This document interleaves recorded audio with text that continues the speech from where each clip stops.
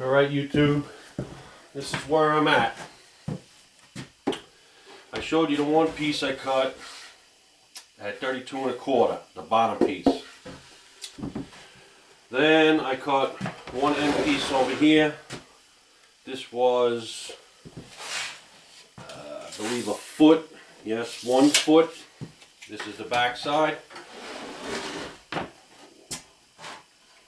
which I nailed to the bottom going this way, plus glued it.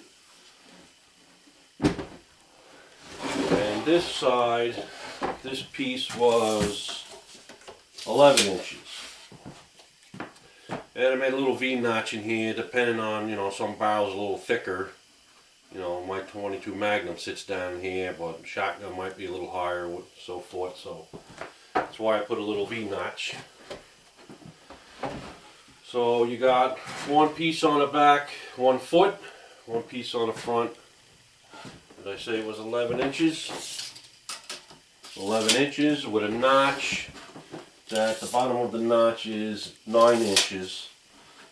And I did it at 2 3/4 and then came down, I pulled center of the wood, marked it down, and you guys can figure that out. So anyway, there's your notch, if you guys want to build one. If you want to follow the way I did.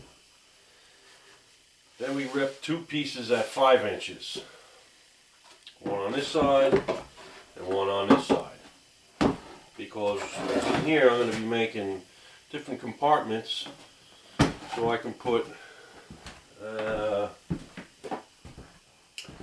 my different types of cleaners and stuff inside. They'll be in here, and I can put the rods in and so forth. So, and the only other thing I have to do, I have to cut a piece for the top, because I'm going to make a cover. But the 8-foot board was enough to do this so far.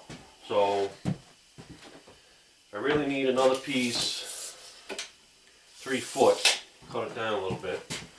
So you need like 13 feet of 1 by 12 to probably finish this all off.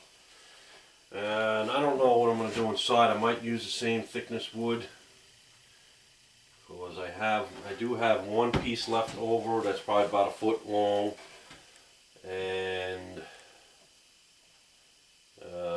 I'll have a little bit left over. I might buy a 4-foot piece just to have a little extra, because I'm going to have to do some little pockets and stuff, little things inside here. And what I'm going to do is I'm going to recess these different sections. I'm going to recess it down 3/4 inch, the thickness of this, so the top piece fits right in there. So that's what I did so far. Now the other thing I did on the back, see, I wanted to be able to get the gun in there and clamp it down a little bit so it sits in there snug. And the other thing I'm going to do is either I'm going to put a piece of leather on here, or I got some felt. I might put some felt on here. Same thing on this clamp. So I had one of these old clamps. You guys are seeing that. Let me just make sure that you can see this clamp. So I'm not editing all this stuff out. Let's see, maybe I'll zoom in on it a little bit. Alright, how's that? You can see that? That looks pretty good. Alright. So this is one of these old style clamps. I don't know what you call these things, but they have one threaded rod on this side, one threaded rod on that side. And you twist them different directions and they clamp in. But I took the one out. I took the bottom one out, and what I did was I permanently bolted the one side. And this one I left free. I also put a peg through here. So once I put the rifle stock, the butt in there, let me just show you how that works. Now once you put your rifle in, you got your rifle stock in, you flip this side over, get down the peg, a couple cranks.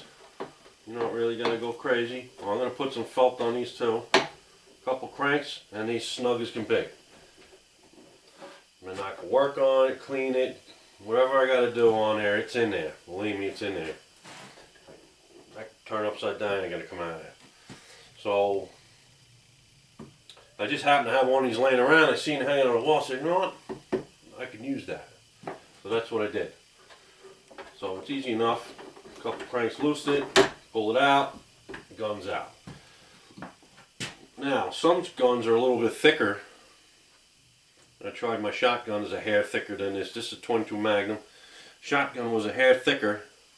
No big deal, but having a peg, this thing can ride up and down to different thicknesses.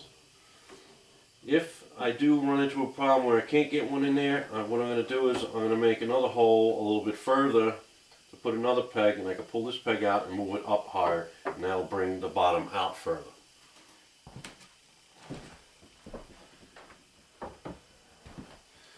So that's about it. I mean, tomorrow I got to get another little piece of wood. I'll probably be into it about, I spent $12 on the one piece, probably maybe another, I don't know, $6-8 on another 4-foot piece. So I mean, for, I don't know, $20-25 you can build one of these. Just have to find one of these vices. So that's about it, YouTube. I'm going to stain it and everything else. So tomorrow I'll do some more work on it and I'll show you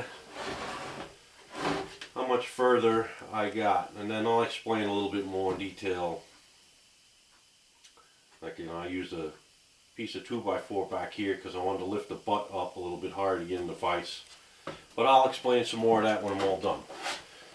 Alright, YouTube.